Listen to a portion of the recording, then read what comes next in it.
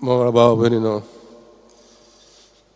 पयलें वाचपाक आमी आयकलां जेरामियास प्रवाद्याक देवान विचून काडलो आनी ताणें ताका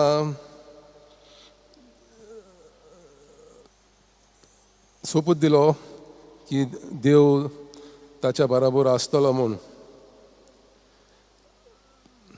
हांव आसां तुज्या सांगाता तुका निवारूंक अशें उलयता सर्वेस्पोर.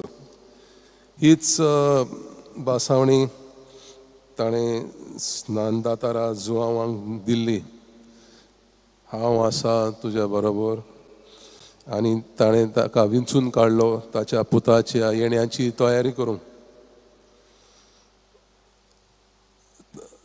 म्हाका एक काणयेचो उगडास येता. असोच दुसरें महायुध्द जालें तेन्ना नाझी ह्या सोल्जरान राजकारण्यांचे आनी धर्माचे कैदी प्रिजनर्स तांकां बंदखणींत घातलेले.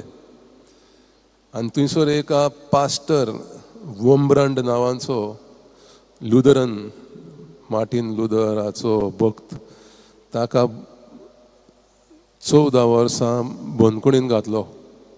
आनी त्या 14 वर्सां पैकी 3 वर्सां ताका सॉलिटरी कन्फायनमेंट म्हणजे नुसतं बंदखणीच्यो वणत्यो, थंड वणत्यो आनी मनशाक मेळप ना, कांयच ना, एकसूरपणान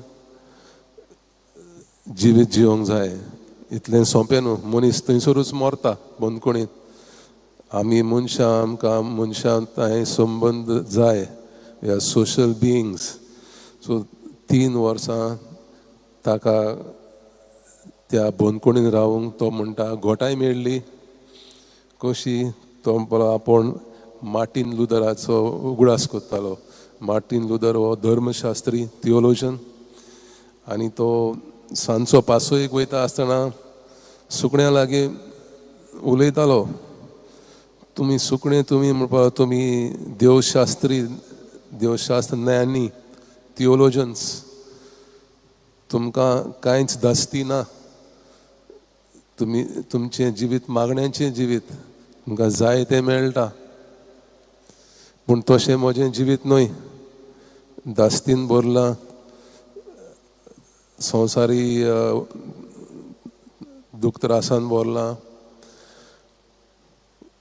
सो ही घोटाय ताका देवातायेन मेळ्ळी ह्या पास्टराक.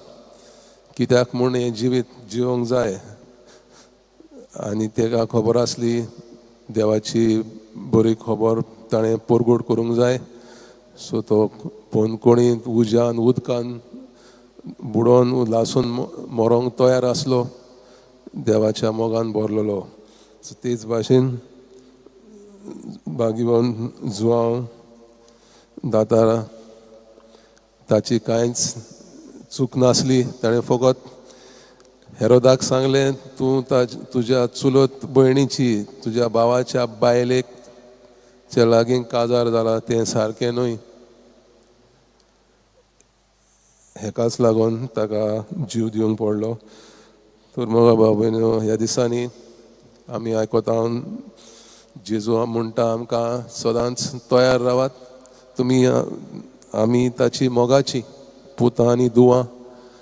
आनी आमकां कसली तरी देवाची येवजण आसा ह्या संवसारांत पूर्ण करूंक.